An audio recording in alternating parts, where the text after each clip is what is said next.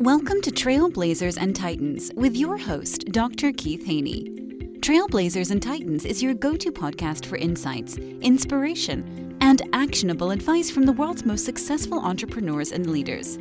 Each episode features in-depth interviews with industry pioneers, innovative thinkers, and business moguls who share their journeys, challenges, and strategies for success. Whether you're an aspiring entrepreneur, a seasoned leader, or someone looking to make a significant impact, this podcast provides the tools and motivation to blaze your trail and become a titan in your field. Tune in to learn, grow, and transform your vision into reality. What if your expertise could work for you around the clock without you being bottlenecked? What if the wisdom you spent decades building could qualify ideal clients, elevate your influence, and create impact long after you're gone? Today's guest is helping some of the world's most accomplished thought leaders do exactly that. Stay tuned as we explore leadership, legacy, innovation, and why future belongs to those who can turn their knowledge into a movement. I am your host, Reverend Dr. Keith Haney. Today we're joined by a remarkable entrepreneur and strategic innovator who is helping thought leaders transform their expertise into lasting impact. Maeve Ferguson specializes in helping six to nine-figure experts, consultants, and authors codify their intellectual property into sophisticated diagnostic systems that do far more than generate leads. Her framework helps leaders scale their influence, qualify ideal clients, and build businesses that create lasting legacy rather than dependency. Her clients have generated substantial pipeline growth, dramatically reduce time spent qualifying prospects, and elevate their positioning in marketplaces. She is featured in Forbes, shared stages with leading industry influencers, and widely recognized as a pioneer in helping experts transform knowledge into scalable infrastructure. Welcome to the podcast. Thank you so much. I am so excited for this conversation, and thank you for having me on. I'm looking forward to it. It'll be a great conversation. I'm going to ask you my favorite question, kind of get us started. What's the best piece of advice you've ever received? So listen to your market and give them what they want. I see so many entrepreneurs trying to put a square peg into a round hole and trying to convince their audience to buy from them instead of listening to their audience and then matching that with your skill set to give them exactly what they want. And the conversion just then becomes a conversation. That's really good. I have to take that down and make that my own. That's really good advice. I love that. So let's talk about what you do, because what you do is unique in this area of in the world and business. What inspired you to focus your career on helping thought leaders scale their expertise? Yeah, so I've kind of, like every entrepreneur, I've had a journey to get to where I am now, working with some of the world's greatest thought leaders. And my background was in accountancy. I worked in private equity for a number of years, and I'm a very process-driven person. So when I jumped into this online world and was working with executives, I very quickly discovered that my true skill set lies within systems and automation and infrastructure and that type of thing. And then I discovered the quiz funnel many, many years ago through a mentor of mine, and realized the power of segmenting your list and putting the right message and the right offer in front of the right person at the right time. So I had evidence time and time again that these worked. So I really just went all in on that aspect of things, moving on then to build much more sophisticated assessments. Like if you've ever been through Myers-Briggs or DISC, we build those types of assessments for the true thought leaders of the world. So tell us more about that process you developed. I'm curious about it. I love processes. My doctorate's in process. So dig it, kind of unpack for us a little bit about that process. Yeah, I love it. Yeah. So for me, everything in the world is process. Everything is about data. And so I'm an absolute kind of data junkie. And I really, really want entrepreneurs to understand that when they have a process inside of their business, scaling that business just becomes a matter of optimization. But what most people have is they don't actually have the infrastructure required to have seamless processes within their business, which means inevitably they cannot scale. They'll get to a certain stage, sure, but they'll reach a cap and they will not be able to scale beyond that, quite simply because they don't have the right infrastructure to generate their leads, qualify their leads, and put their leads in front of the right offers. So one of the things I studied in my doctoral work was Jim Collins' Good to Great. And Yeah. I love the fact that he broke down successful organizations versus those who struggle. As you work with high achieving entrepreneurs and consultants, what patterns do you constantly see in those who are successful in scaling their influence? Beautiful question. So for me, the biggest one has to be tenacity and grit. Because most entrepreneurs bail out when the going gets tough. They try a few things. They run what I call a hobby business, like an online business that's half hobby, half a real business. They don't actually run it like a real company. And they're not showing that tenacity that is required to see it through, to get through those painful years, because that explosion is always just moments away. And so many people don't have the grit required to get through the tough years before that big breakthrough comes. So we're going to dig into your experience. And for the young entrepreneurs that are listening, what lessons did you learn in your early entrepreneurial journey that still guide you today? Right. Well, where can I start with this one? So the first one is that I have invested very, very heavily in myself. I bet on myself all the time. I have surrounded myself with world-class authorities in terms of my mentors, my advisors, and I have followed success clues. So when you see somebody super successful, look to see what it is that they're doing. Now, you're not going to copy anything, but what patterns of behavior do they have? How are they showing up? What is their, how is their energy? What are the systems that they have in place? What are the things that they are being, so that they can have what they have? And then mirror your version of that as you are figuring out this whole entrepreneurial world. So very much kind of one of my main mantras is success leaves clues. And then another is 100% possible 100% of the time. So when we come at everything through that lens of 100% possible 100% of the time, everything becomes doable. Nothing is unsurmountable. No task is too difficult. Nothing is too great a mountain to climb. And all you have to know is exactly what it is you want to do and build a process, a step-by-step plan to get there. I love that. I talked to a leading salesperson, and she told me that one of the things that entrepreneurs had to learn how to do is not just learn how to sell, but learn how to ask. As an entrepreneur, how do you get beyond the confidence, maybe risk of what I have to offer is valuable and I really feel comfortable necessarily selling this to people or to customers? So I think there's a double-sided coin to this one for me. So first of all, it is having the skill set to know that the product or the service that you're bringing to the market is worth what you're selling it for. So we've got multi-six-figure offers. We know what we are doing for our clients is literally world-class. So that side of things becomes a really easy ask because we know, we have the evidence that what we do works. So that's one side of things. And then the other side of things, again, it ties back to this theme of the hobby business owner. If you look at the biggest companies in the world, they are not scared of selling you their stuff. The reason that they are in business is because they are selling stuff.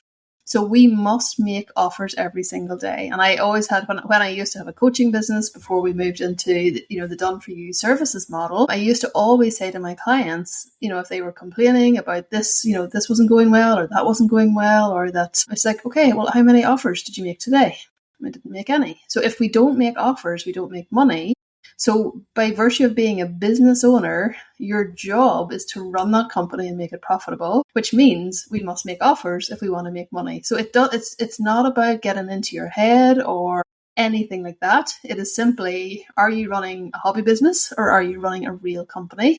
And that to me was the easiest shift to just move into this, like, we're running a company and this is what companies do. They make offers, they make money, they make profit, they survive. If they don't make offers, they're not a company. Exactly. All of us go through certain challenges in our career and our journey. What were some challenges that you had to overcome that really shaped you as a founder and an innovator?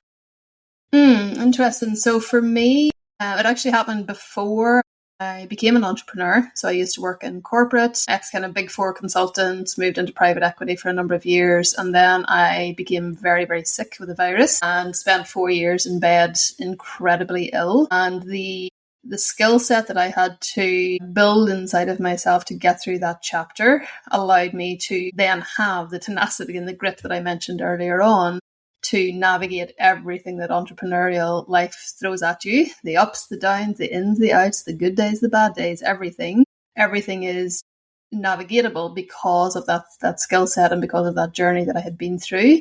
It was the greatest gift I ever got because it was terrible at the time, obviously, but I learned so much through that experience. That's powerful. So as we set this interview up, one of the things that fascinated about the work that you do is that you're helping people transform what they know into a system that operates beyond them personally. As we talk about codifying intellectual property, what does that mean in practical terms? Yeah, brilliant question. So a lot of experts that I work with, they don't actually know that they have intellectual property. They don't label it as such. They've never thought of it through that lens.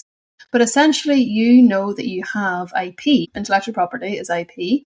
You know that you have that if you have a way of doing things, a way of being, a way of taking people through your process that is unique to you.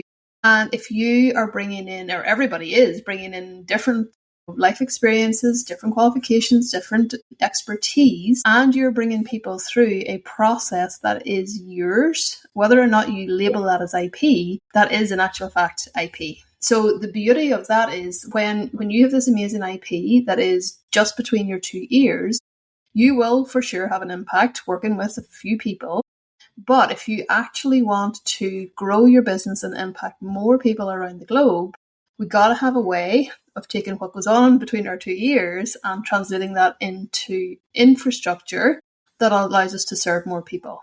And that's where the assessment comes in. And the assessment, if you think of it like a quiz funnel, except much more sophisticated, it is based on, this is not some sort of like Disney princess quiz, it's based on your IP, it's based on your framework, and it gives people a label or a score. So for Myers-Briggs, for example, I am INTJ.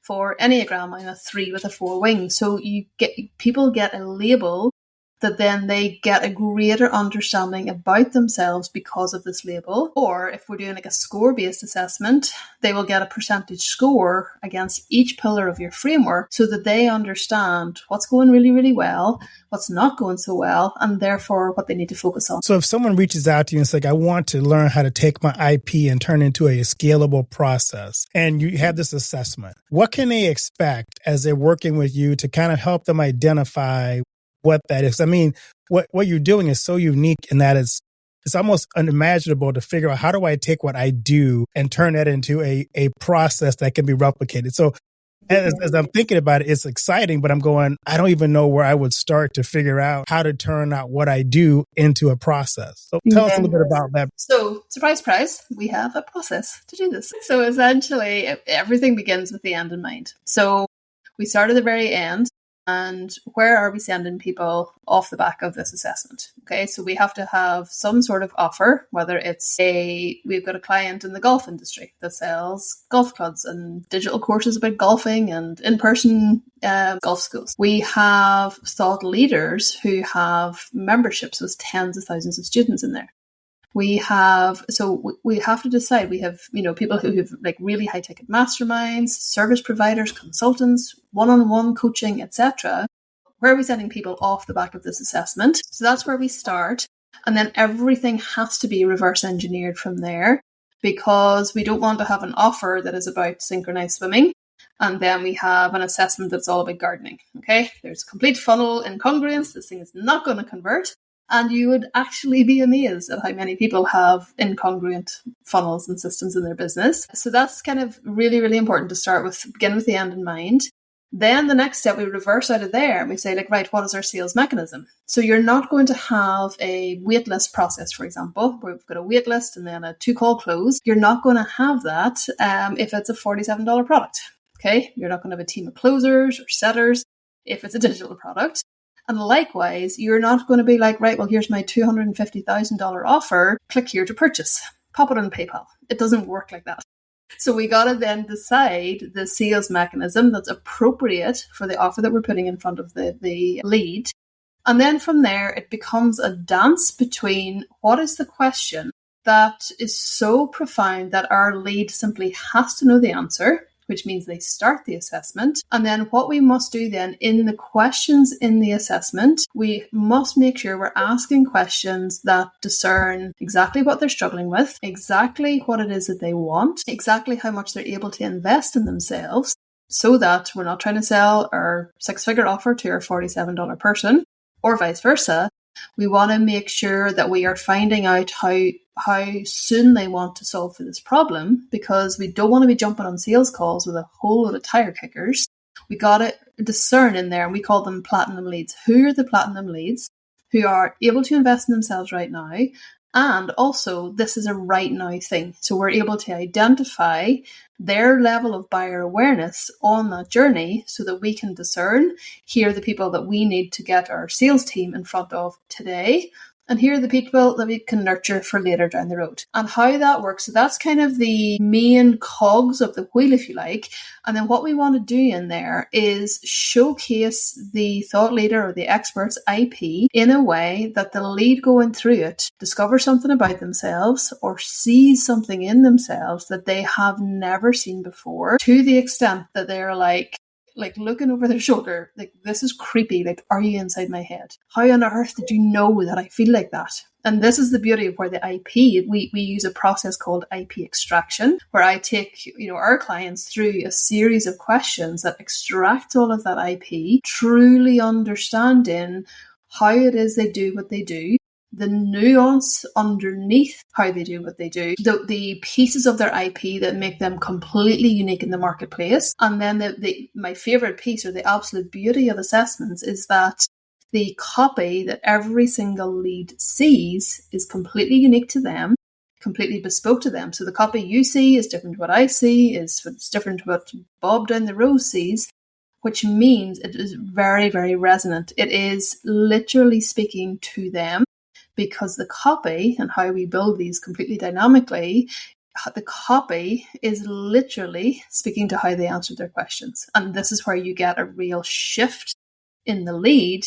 Instead of some crummy PDF lead magnet that nobody ever opens, like, does anybody even read those things? Like, they're from 1992. Instead of that, they've got a completely personalized experience, and all of their follow-up campaigns are dynamic. So they're speaking to their specific situation. It's a completely different marketing machine.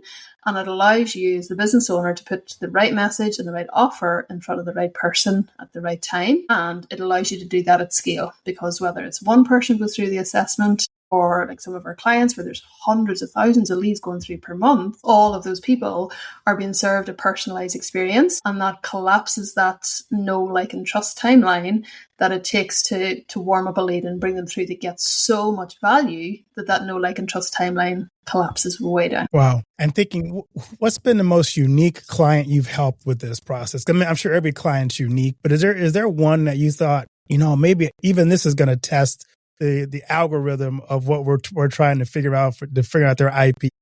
Yeah, really interesting question. And the answer nowadays is no. So we have an agentic AI division of our company. We do a lot of work in AI, and basically everything is possible now, which is so exciting for us. But I do remember an assessment we built a couple of years back for a thought leader. So she hit all the bestseller lists and all the rest.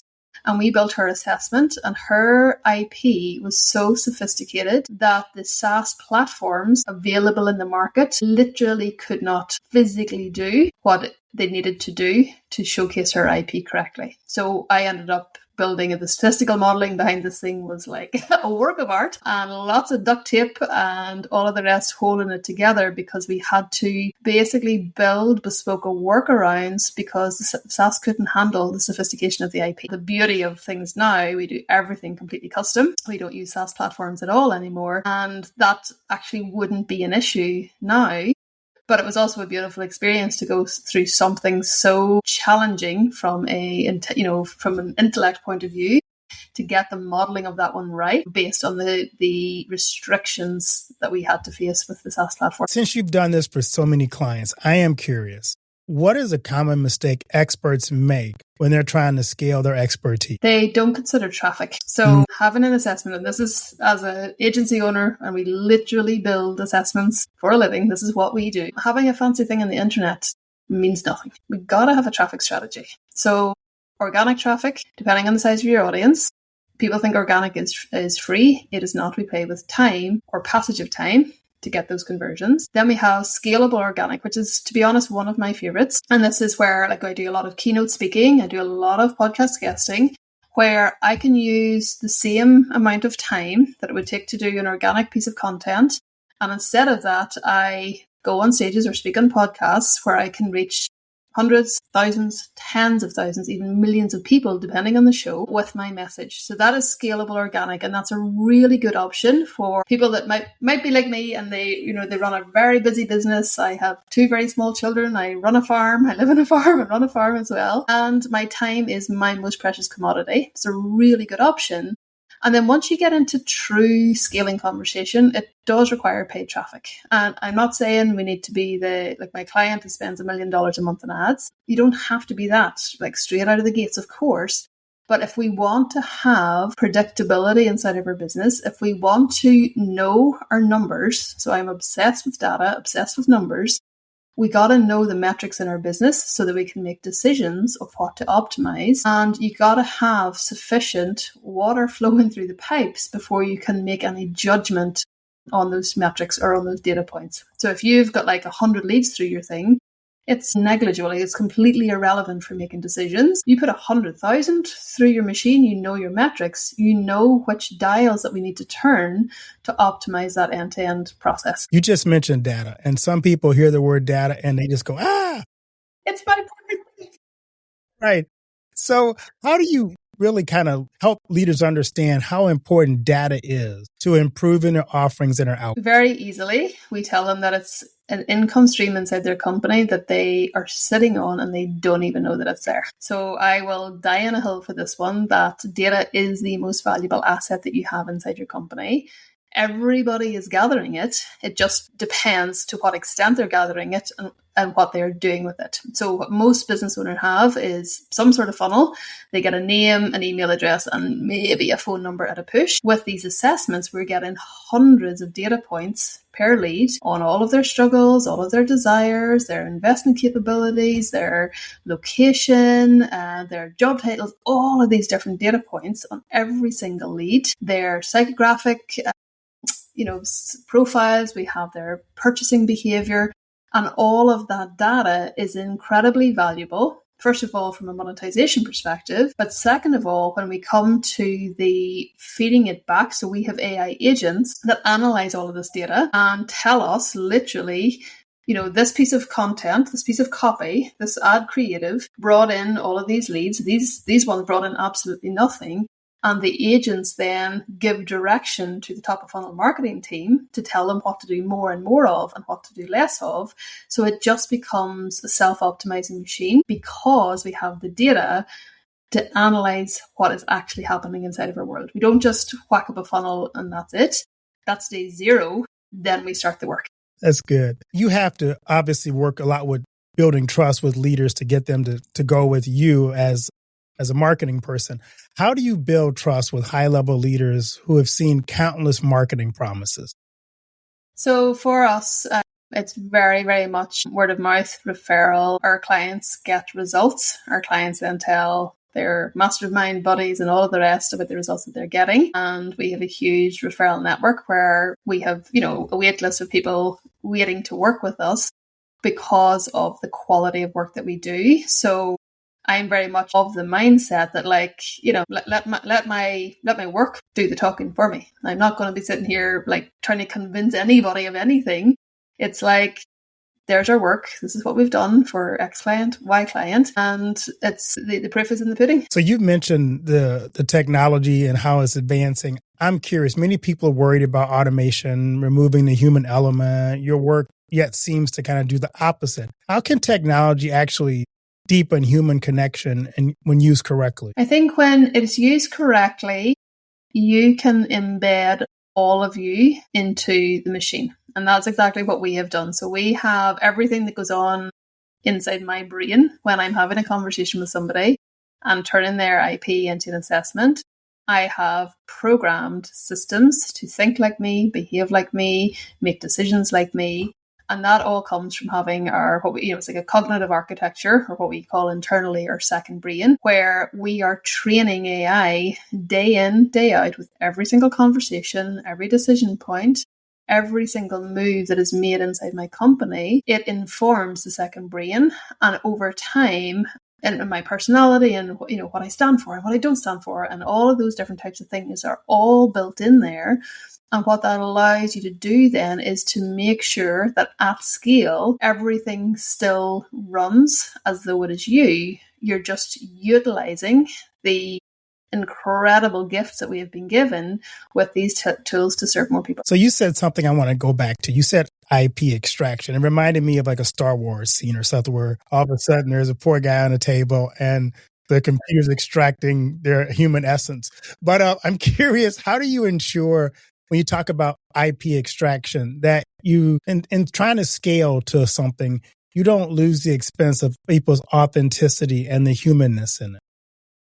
Yeah, so the IP extraction is very much a conversation that is on purpose, but the participant in the conversation doesn't know the essentially the road that we're taking them down, how the way we are framing questions, the way we ask different questions, the little avenues that we allow ourselves to go down, the rabbit holes that we run down, the rabbit holes that we choose not to run down throughout that conversation, really allow us to understand the IP at the deepest level, because we must construct all of the questions in the assessment in the right way so that the results they get on the back end of the assessment give a proper result that is truly resident. And part of that process, to answer your question, is teasing out a lot of story and a lot of, opinion and thoughts about different aspects of things. And I often in these processes, I use myself as a guinea pig, and I will really get into the IP as though I am their client and allow them to showcase their brilliance, bringing me through what it is that they do, because that's when they are most alive. They're not just writing it in a Google Doc and hoping that I might translate it correctly. We bring them through it one-on-one, real time over the course of a VIP day to truly, truly extract that human element, so that then when we build the IP into the infrastructure, that is all immersed in there completely. That's good. So what concerns you most about today's business and leadership landscape? Ooh, people being asleep. So this kind of scares me, to be honest. And depending on the vertical. So some verticals are very advanced in the AI world and they are full steam ahead. And some of them I'm genuinely sitting there with a bowl of popcorn, like they don't even know what's coming. They just don't actually know what's going on out there in the world, in AI. They think AI is like chatting to ChatGPT. And that concerns me, because this is never going back, in my opinion. This is never going to be undone. It is only, if you look at the speed of what has happened in the last, I've been down this, we've had an agentic AI division now for about 18 months. So I've been down this rabbit hole in a big way for a while. And the level of advancement in the last quarter has just been mind-boggling. Never mind, if you look back to this time last year, you can almost laugh at what we were doing back then. You were like, oh my goodness, remember we used to do things like that. Oh my, isn't that so funny? And then this is getting to the stage now where, it's like you look back 3 months and you're like, my goodness, look how far this has come. And I think there are a lot of verticals, a lot of industries where people have their head either stuck in the sand, or they just don't know, or they are too scared to know, or too scared to face it head on. And I think they're going to get gobbled up. Wow. With that in mind, though, if you were mentoring a young thought leader today, what would be the top 3 pieces of advice you would share with them? Top 3. Okay. So number 1, get really, really good at what you do. There are so many half-baked, hobby business owners out there that are just all right at what they do. And they have no qualms in selling their rubbish on the internet.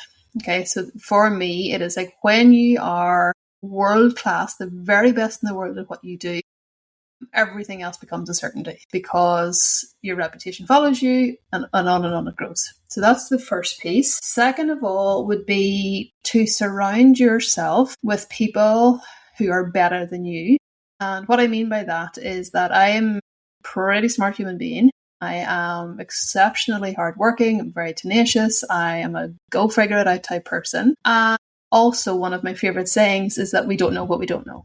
So my lens, like we have a very kind of agile, small team of 9 people, but true experts at what they do. And what I have done is surrounded myself with people who are better at their subject matter expertise than I am. So even though I have built 90 AI agents myself, I still have a ceiling on what I know versus our head of agentic AI that, is based out of New York.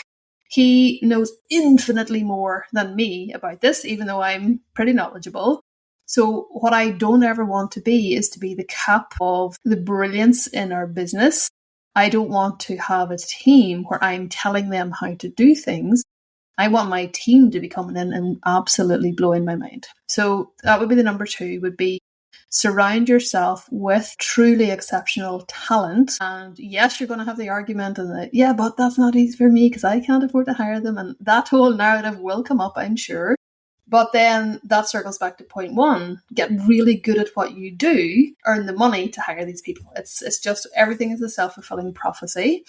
And the third one would be to make sure that you're in the right rooms. So this has been a huge shift in my business. As I mentioned earlier, I've invested very, very heavily in myself. I've made sure that I'm in all the right rooms. I invest in all of the right, super high ticket advisors and all of these things. But being present in rooms, whether it's mastermind rooms or retreats or even one-day live events, whatever it may be, to surround yourself with the types of human beings that are going to raise you right up. And if you're hanging around with people who are, just living an ordinary life, they're beautiful people, but those people are not going to stretch you beyond what you're currently achieving. And it's, for me, the more and more and more I've surrounded myself with people who are way beyond my level, the faster and easier I've been rising through the ranks, rather than puddling around in my own little puddle and just staying where I am. I love that. Somebody once said, if you're the smartest person in the room, you're in the wrong room. You're in the wrong room,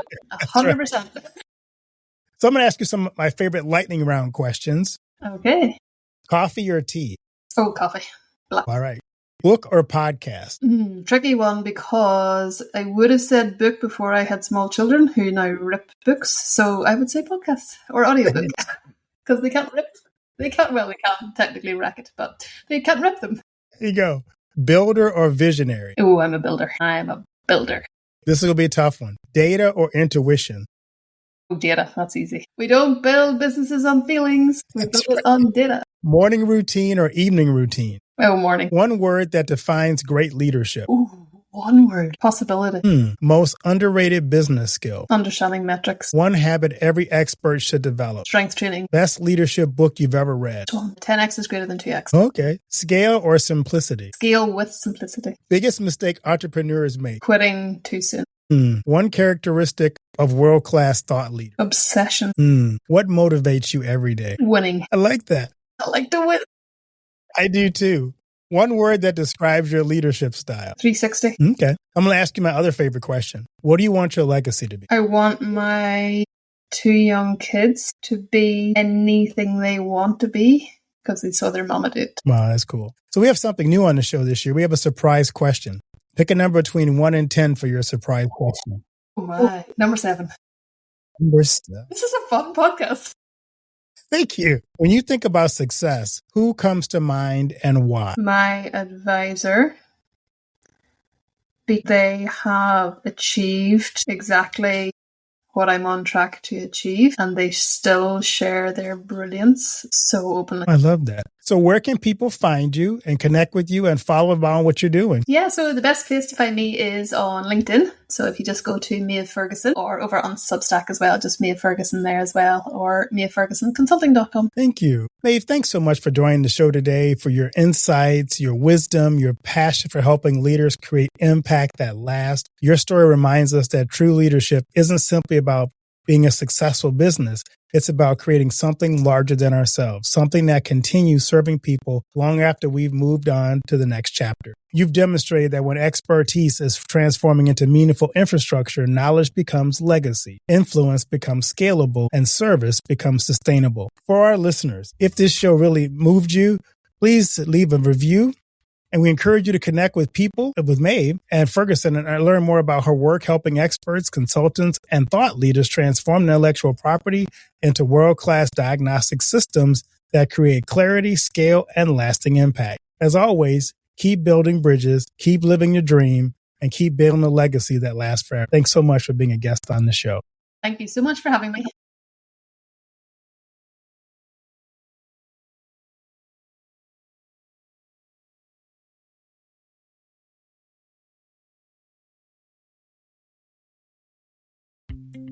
Thank you for tuning in to this episode of Trailblazers and Titans.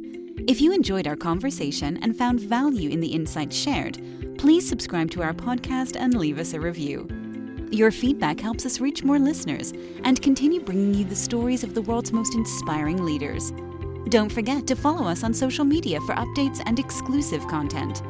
Join our community of Trailblazers and Titans, and let's continue to learn, grow, and transform our visions into reality together.